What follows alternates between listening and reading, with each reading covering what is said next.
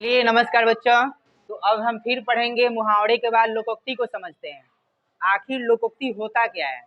लोकोक्ति क्या होता है बच्चों? अगर हम इसका शाब्दिक अर्थ समझते हैं तो लोकोक्ति का शाब्दिक अर्थ होता है बच्चों लोक प्लस उक्ति।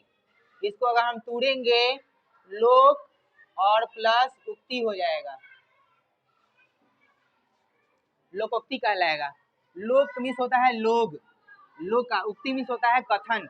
लोगों द्वारा वैसा कोई कहानी जो लोगों के जुबान पर चलने लगता है, लोगों द्वारा बोला जाता है और सुना जाता है, वह लोकोक्ति कहलाता है। लोगों द्वारा कहा गया कथन को ही लोकोक्ति कहते हैं। चलिए हम कुछ लोकोक्ति को देखते हैं जो एग्जाम में लोकोक्ति पूछता है। पहला लोकोक्ति कहता है दूध का दूध और पानी का पानी होना। ये क्या है कि लोकोक्ति है। दूध का दूध और पानी का पानी होना यानी सही निर्णय निकालना। दूध का दूध और पानी का पानी होना, सही निर्णय निकालना, ये लोकोक्ति है। अगला आपका लोकोक्ति है जिसकी लाठी उसकी भैंस, जिसकी लाठी उसकी भैंस। ये क्या है? एक लोकोक्ति है।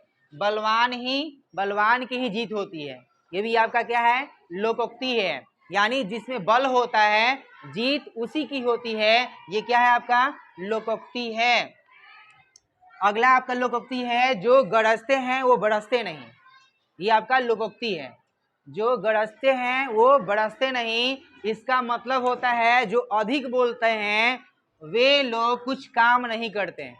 जो अधिक बोलते हैं जो काम नहीं करते हैं, इस पर एक लोकोक्ति कहा गया है कि जो गरजते हैं वो बरसते नहीं।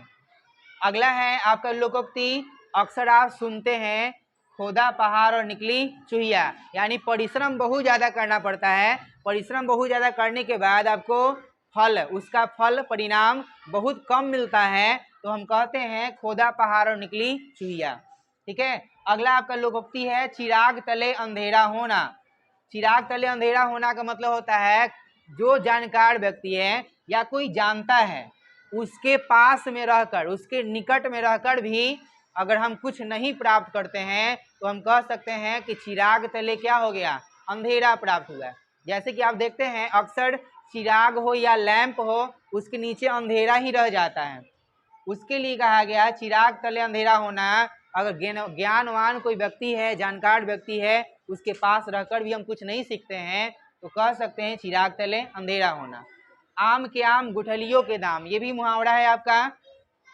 और ये भी आपका लोकोक्ति है। दोहरा लाभ होना, दुगुना लाभ होना। अगर किसी व्यापार में आपको दुगुना लाभ होता है तो कोई कहता है आपको कि आम के आम और गुठलियों के दाम, आपके तो आम के आम और गुठलियों के दाम हो गए, यानी दोहरा आपको लाभ हो गया।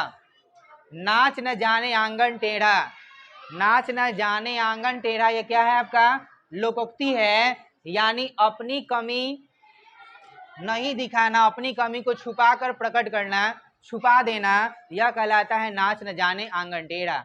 आपने इस लोकोक्ति को देखा और लोकोक्ति से ही आपको वाक्य बनाना रहता है। ठीक है बच्चों, उम्मीद करते हैं ये आपका ये जो है ना टॉपिक आपको अच्छा समझ में आया होगा। अगर आपको टॉपिक समझ में आया तो बच्चों एक लाइक और सब्सक्राइब करें, ठीक है, ताकि इसका अगले वीडियो का नोटिफिकेशन आप तक पहुंचेगा। बेस्ट ऑफ लक बच्चों। कर दीजिए ऊपर।